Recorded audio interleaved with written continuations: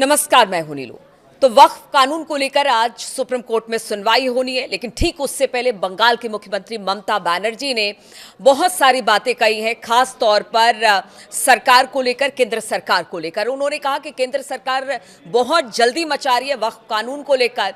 मामला जब कोर्ट में है, किसी तरह से उन्होंने तो पास करा लिया, कानून बना दिया, लेकिन मामला कोर्ट में है और बीजेपी ध्रुवीकरण की राजनीति कर रही है।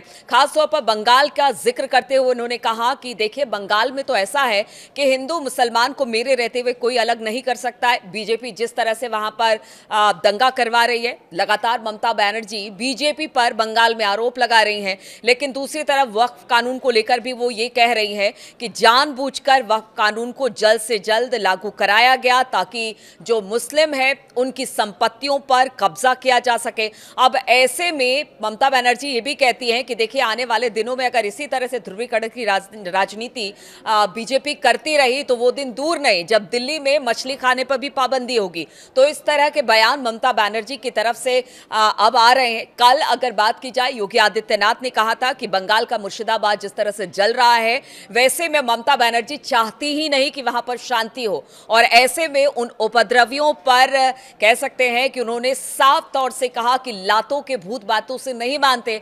अब ममता बनर्जी ने भी खुलकर बीजेपी पर और केंद्र सरकार पर, बंगाल और पूरे देश भर को लेकर अब अपने बयान दिए हैं, चाहे वो वक्फ को लेकर बयान हो, उस कानून को लेकर बयान हो, या फिर जो इस वक्त स्थिति बंगाल में है उसे लेकर ममता बनर्जी ने साफ तौर से केंद्र सरकार को भी और बंगाल बीजेपी को भी बहुत सारी बातें कही है। उन्होंने कहा है कि जानबूझकर बंगाल में आज जो स्थिति है उसे खराब करने की कोशिश की जा रही है। मेरे रहते हुए बंगाल में कभी भी हिंदू मुसलमान अलग नहीं होंगे और मैं यही चाहती हूं कि यहां पर शांति बरकरार रहे। अब अखिलेश यादव का भी जिक्र कर लिया जाए। अखिलेश यादव ने भी इस पर कहा है कि देखिए, आज जो स्थिति बंगाल में है, बीजेपी वहां पर ये सब कुछ करा रही है और हम ममता दीदी के साथ है। यानी पूरा विपक्ष एकजुट होता हुआ, चाहे वो वक्फ कानून पर हो या फिर बंगाल पर हो, दोनों जगह पर एकजुटता दिखा रहा है। लेकिन वही केंद्र सरकार का कहना है कि ये तुष्टीकरण की राजनीति है।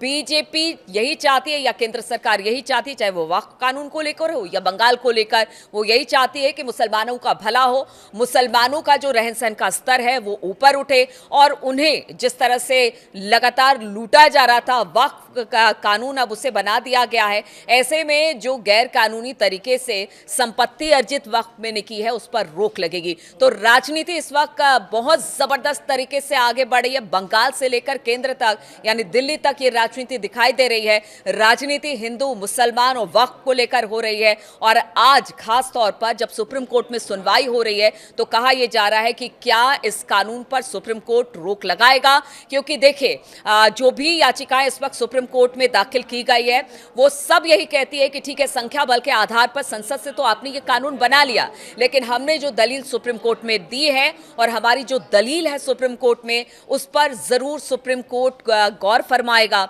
और जिस तरह से इस कानून को बनाया गया है और जिस तरह से इस कानून को लागू किया गया है उसे जरूर निरस्त किया जाएगा। हालांकि ये तो आने वाला समय बताएगा कि जिस तरह से सुनवाई दर सुनवाई इन याचिकाओं पर होती है, 35 याचिकाएं लगाई गई है, 10 को आज लिस्टेड किया गया है, 10 पर सुनवाई होगी। हालांकि ये प्रोसेस बहुत लंबा है, लेकिन जो विपक्ष है या फिर मुस्लिम समाज के लोग हैं, उनका यही कहना है कि कोर्ट की तरफ उन्होंने रुख किया है और कोर्ट से उन्हें इंसाफ की पूरी उम्मीद है।